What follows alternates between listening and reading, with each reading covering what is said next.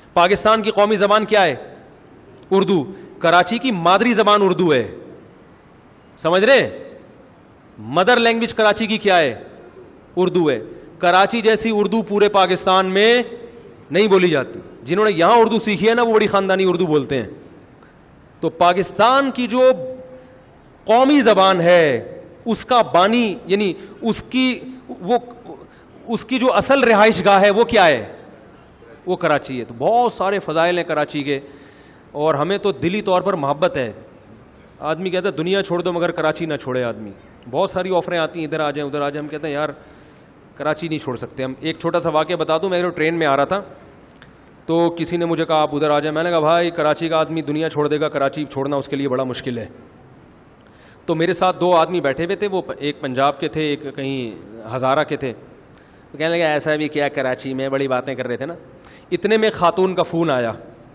وہ خاتون کہہ رہی ہیں کہ میں کراچی میں رہتی ہوں, میرے شوہر پتہ نہیں کہاں رہتے ہیں, وہ مجھے وہاں بلا رہے ہیں. حالانکہ شادی کراچی میں ہوئی تھی, وہ کراچی میں تھے, تو مجھے وہاں بلا رہے ہیں. تو میں نے کہا چلیے. کہہ رہی میں دنیا چھوڑ دوں گی, کراچی نہیں چھوڑوں گی. میں نے کہا ذرا اسپیکر آن کیا, میں نے کہا ذرا سنیں یہ خاتون کیا کہہ رہی ہے. میں نے کہا یہ اپنے میاں کو چھوڑنے کے لیے تیار ہے, کراچی چھوڑنے کے لیے نہیں تیار.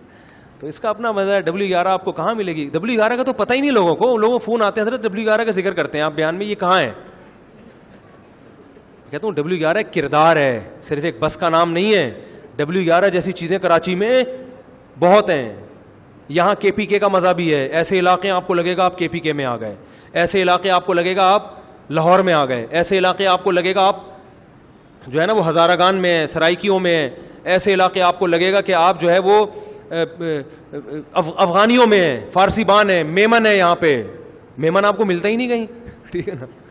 لاہور میں جاؤ کہیں اخبار میں اشتہار دینا پڑتا ہے. اب میمنوں کا ایک بڑا خوبصورت کلچر ہے, بالکل ڈفرینٹ قسم کا کلچر ہے, ان کی زبان الگ ہے. تو ہر قوم ملے گی, ہر پروڈکٹ ملے, دنیا کی ہر چیز ملے گی. میرے والد صاحب جب انڈیا سے ہم لوگ مائگریٹ کر کے ہیں تو میرے والد صاحب کو عادت تھی, وہ بھورا ہوتا ہے نا, بھورا, وہ جو ابلے ہوئے چاول میں پہلے زمانے میں دیسی گھی اور بھورا ڈال کے کھایا جاتا تھا. تو والد صاحب کو اس کی عادت تھی, تو نیوی میں تھے, ملکوں میں سفر ہوتا تھا, وہ بھورا کہیں ملا نہیں. تو پنجاب فون کیا تو کسی نے کہا بھائی جوڑیا بازار میں دنیا کی ہر چیز ملتی ہے.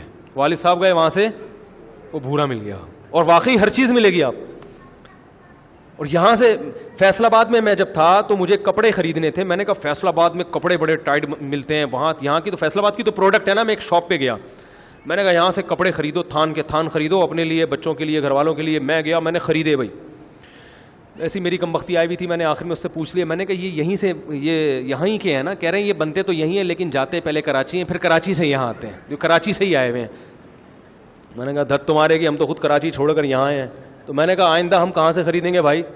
ہر چیز, فشری جا کے دیکھ لو, مچھلی آپ کو جو آرگینک مچھلی, فارمی نہیں, جتنی وافر مقدار میں کراچی میں ملے گی آپ کو دنیا میں, یعنی پاکستان میں کسی اور علاقے میں نہیں ملے گی. جو پھل جہاں پیدا ہو رہا ہے میں نے دیکھا ہے وہاں مہنگا ہے, کراچی میں سستا ہے اور ویرائٹیز زیادہ ہیں.